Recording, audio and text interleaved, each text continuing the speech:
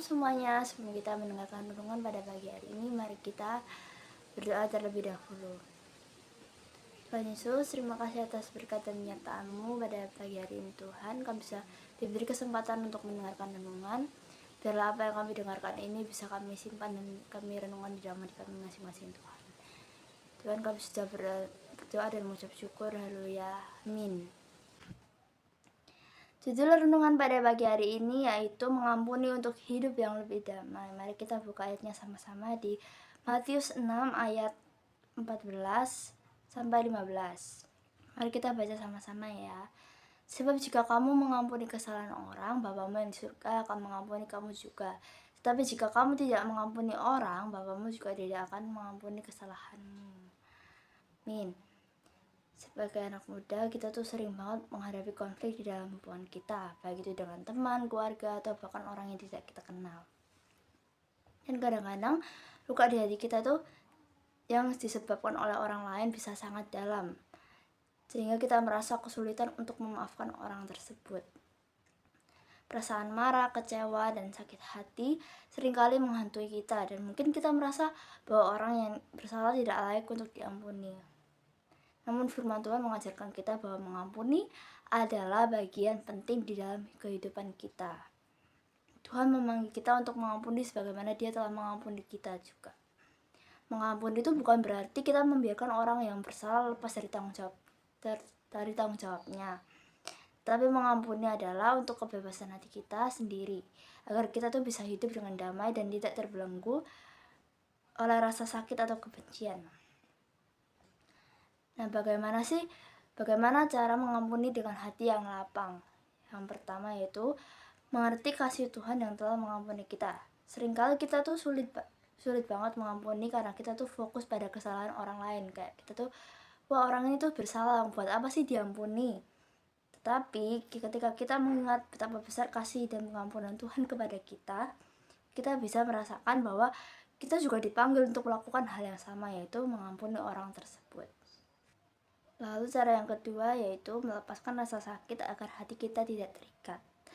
Mengampuni adalah proses melepaskan kepahitan dan rasa sakit yang mengikat hati kita. Mungkin kita merasa tidak mudah, tetapi dengan bantuan Tuhan, kita bisa melepaskan perasaan negatif tersebut dan mengalami kebebasan. Lalu cara yang ketiga yaitu mendoakan orang yang menyakiti kita. Salah satu cara terbaik untuk mengampuni adalah dengan berdoa bagi orang yang telah menyakiti kita. Dengan berdoa kita meminta Tuhan untuk memberikan hati yang lembut dan kemampuan untuk melepaskan segala bentuk kebencian. Tuhan akan memberikan kedamaian di dalam hati kita ketika kita memilih untuk mendoakan orang tersebut, bahkan jika itu sangat sulit. Lalu cara yang keempat yaitu percaya pada kehendak Tuhan di dalam kehidupan kita. Terkadang kita merasa tidak ada atau merasa bahwa orang yang menyakiti kita tidak pantas untuk mendapatkan pengampunan dari kita. Tetapi kita harus percaya bahwa Tuhan itu tahu apa yang terbaik untuk kita. Dia akan membalaskan setiap ketidakadilan dengan caranya yang sempurna.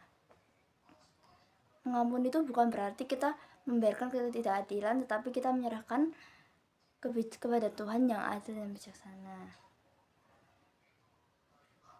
Mengampuni itu memang tidak mudah, tetapi Tuhan mengajak kita untuk memilih jalan pengampunan agar kita hidup di dalam damai sejahtera. Ketika kita mengampuni, kita tidak hanya membebaskan orang yang bersalah kepada kita, tetapi juga membebaskan hati kita dari rasa sakit dan kepahitan kita. Ingatlah bahwa Tuhan yang telah mengampuni kita terlebih dahulu, dan kita dipanggil untuk melakukan hal yang sama bagi sesama kita. Jangan biarkan ada kebencian dan rasa sakit menguasai hidup kita. Dengan mengampuni, kita akan merasakan kedamaian yang datang dari Tuhan dan hidup kita menjadi lebih ringan. Hidup yang penuh dengan pengampunan akan membawa kita lebih dekat kepada Tuhan dan sesama kita. Sebelum kita menutup renungan pada pagi hari ini, mari kita berdoa terlebih dahulu. Mari kita berdoa. Tuhan Yesus, terima kasih atas berkat dan penyertaan-Mu pada pagi hari ini Tuhan. Kami sudah mendengarkan sedikit dari renungan-Mu. Sekiranya Engkau berkati kami yang akan melanjutkan aktivitas kami masing-masing Tuhan. Biarlah apa yang kami lakukan ini nantinya bisa berjalan dengan lancar dan tidak ada gangguan apapun Tuhan. Tuhan, kami sudah berdoa dan mengucap syukur. Haleluya, amin. Terima kasih yang sudah mendengarkan renungan pada pagi hari ini. Tuhan Yesus memberkati.